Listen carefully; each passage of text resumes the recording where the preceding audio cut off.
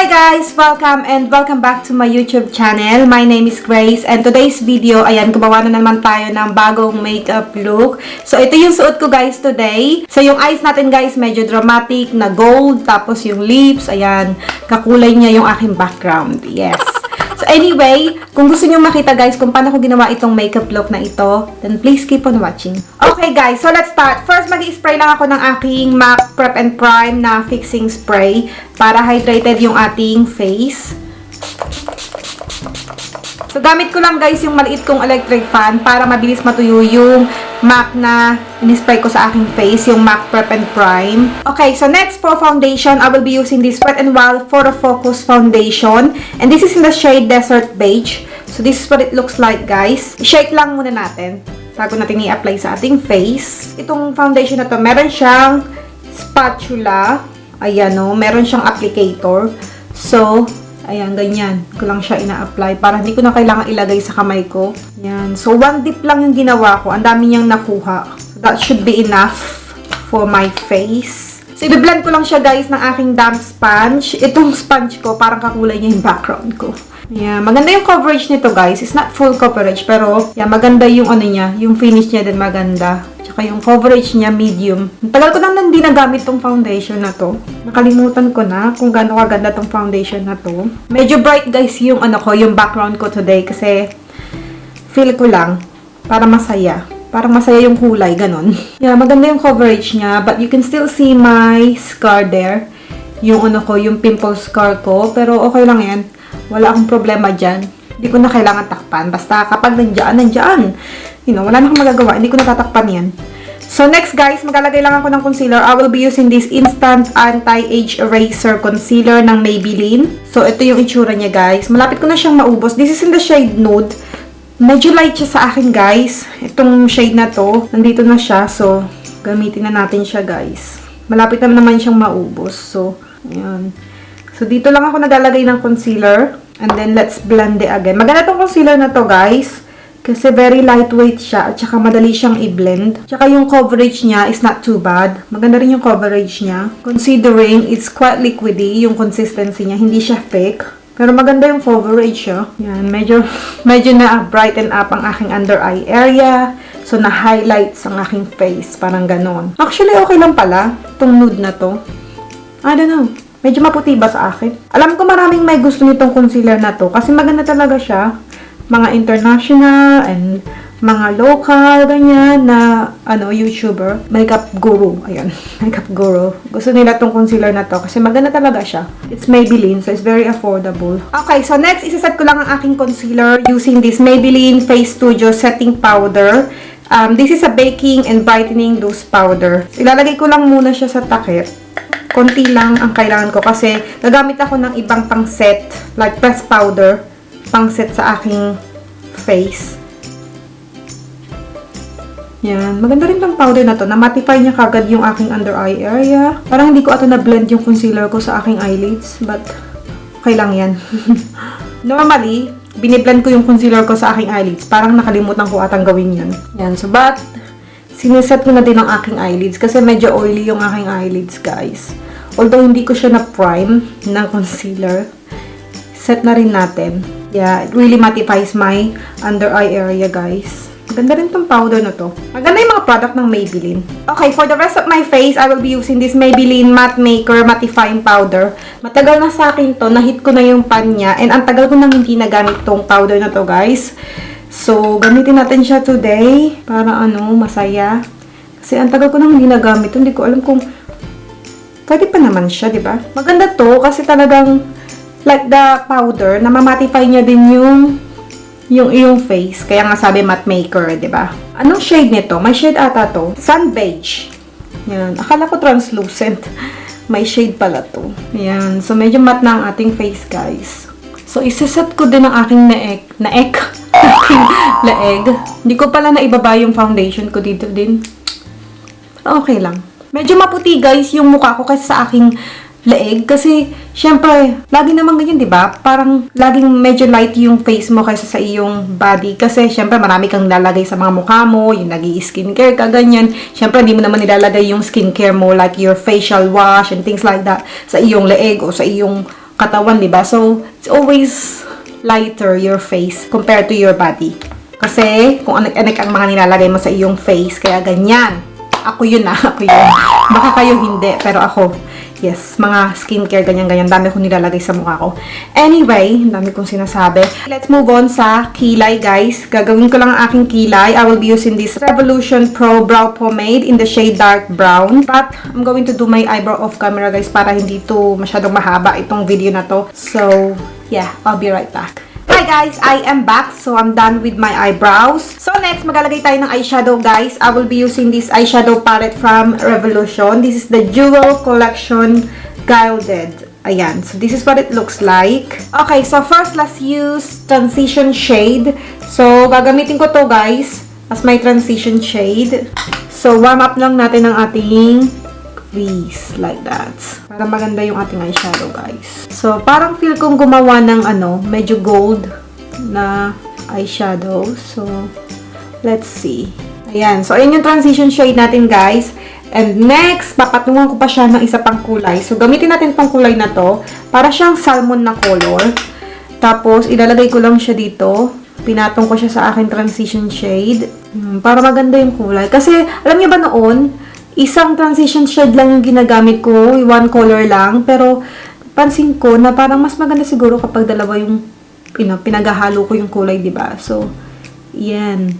That's what I'm doing. Kasi gusto ko yung medyo warm na kulay. And the next, guys, kukunin ko tong shade na to. Medyo dark siya, guys. Ilalagay ko siya sa aking outer V. So, ano siya? Cool tone siya, guys. Ang ganda ng pagka-cool tone niya, guys. I like this. And then, guys, kukunin ko tong shade na to. This one here. Ilalagay ko siya sa aking waterline or lower lash line. Oh, diba? Ang ganda. Now, for the gold. Let's apply gold color, guys. Kasi medyo bet kong maglagay ng gold color. So, hindi ko alam kung itong gold na to o ito ba ang gagamitin ko. So, kukunin ko tong shade na to, guys. Ito yung ilalagay ko sa aking eyelids. Let's try. Yan. Medyo, chunky ng mga glitters niya, guys.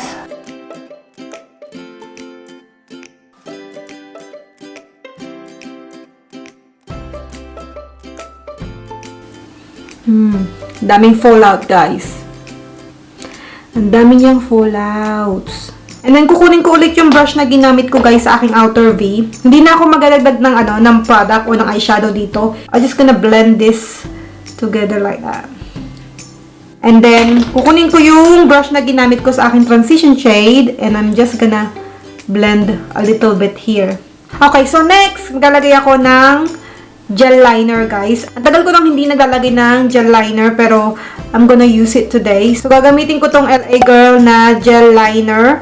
Brown gel liner to, guys. Ayan, ayan yung itsura niya. Hindi ko alam kung okay pa ba to o dry na ata ito. Try natin. Try natin gamitin. So, classic liner lang ang gagawin natin, guys. Hindi tayo magwi-wing. Okay, for my mascara today, I will be using this Maybelline Total Temptation Mascara, guys. So, hopefully, makita yung lashes ko, guys. Kasi naglagay ako ng gel liner. Yun yung problema ko, guys. Kaya hindi ako masyadong naglalagay ng gel liner na. Kasi, hindi nakikita yung aking lashes kapag naglalagay ako ng ganyan. Kasi hindi na ako gumagamit ng false lashes. So, ayun. Ako lang ba? O kayo din? Kapag naglalagay ng mascara, sobrang lapit dapat sa salamin. Kailangan talaga sobrang lapit ko sa salamin kasi hindi ko makita yung lashes ko. The good thing with gel liner, guys, kapag naglagay ka ng mascara, kapag lumagpas, hindi makikita. Kasi ako lagi kong nalalagpas tong mascara ko. Okay, so maglalagay din ako ng mascara sa aking lower lashes. Okay, guys, so we're done with the eyes. So, next, maglalagay tayo ng bronzer. I will be using this BH Cosmetics Brilliance Bronzer. This is in the shade Coco Cutie. So, ang cute na ang packaging niya, guys. Oh, ayan yung packaging niya. Tapos, ayan yung itsura sa loob. Magnetic to, guys. Kaya maganda. Ayan, oh, magnetic siya. Ganda. Ganda ng packaging. I really like the packaging of this. Anyway, so, sobrang warm ng kulay na to, guys. So, maglagay tayo ng bronzer. Sobrang warm niya, guys. At, sobrang pigmented. So, konti lang kailangan mo. Pag naglalagay ka ng ganito, sobrang pigmented niya. So, balik kulay yan. Kaya tayo naglalagay ng bronzer. Tapos, gagamitin ko na rin siya, guys, as a contour for my nose. Try natin. Konti lang kasi sobrang warm ng kulay na to. Tsaka maliit lang yung brush na ginagamit ko kapag nagko-contour ako ng nose. Okay, next for the blush, I will be using this Coral Spectrum ng Zoeva. May shade ba to? Wala ata siyang shade. Pero ito yung, yung itsura ng packaging, guys. And then when you open it up, ayan. Maganda rin to, guys. Itong palette na to. Kaso, look at the color. Sobrang pink nitong dalawang to. Tapos ito may shimmer. Tapos ito, light. Sobrang light. Parang hindi siya blush. So, anong gagamitin ko? Ito na lang. Darker pink. So, ito yung gagamitin ko. Sobrang dark niya. So, konti lang yung gagamitin ko, guys, na blush. Yan, para lang, may kulay yung ating cheeks. Konting-konting blush lang ang gagamitin natin. Yan. Okay na yan. Ganyan lang. Kasi sobrang pink nito, guys. Ayoko yung kulay niya. So, at saka, yung eyes natin, medyo, diba, medyo dramatic. So, konting blush lang. And then, syempre, bonggahan natin sa highlighter. So, I will be using this Bonnie Luminizer highlighter. So, ayan yung itsura niya, guys. Ang ganda ng highlighter na to. This is one of my favorite highlighter. Yan, ang ganda ng kulay niya, guys. So, parang basa lang yung, diba, yung face mo. Ang ganda. Gustong-gusto ko tong kulay na to. At saka, konti lang yung kailangan mo. Sobrang pigmented niya din. Diba? Yes! Okay, so, maglalagay din ako, guys, sa inner corner. Kasi gustong-gusto ko yung naglalagay ng highlighter sa aking inner corner para mas nababrighten up yung aking eyes. Yan, ganyan. Konti lang yung nilagay ko. And then finally, guys, maglalagay tayo ng liquid lipstick. I will be using this e.l.f. Sheer Matte Liquid Lipstick. This is in the shade Bright Puppy. So, ito yung itsura niya, guys. Yan, sobrang bright niya.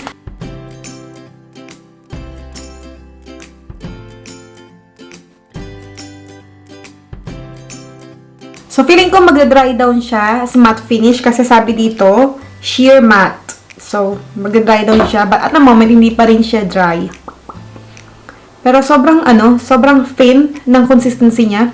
Ayan, so mag-spray lang ako, guys, ng aking Mario Badescu na facial spray para maset yung ating makeup. Yung electric fan ko nasan na. Kasi minsan, guys, kapag hindi mo kagad pinaypayan o ang tawag dito, nag-dry yung in-spray mo. Minsan kasi yung mascara, dumidikit sa skin mo dito sa baba. So, kailangan talaga matuyo siya kagad. Kaya meron ako nitong electric fan. Very handy. So, ipa-finalize ko lang tong makeup look na to, guys. And I'll be right back.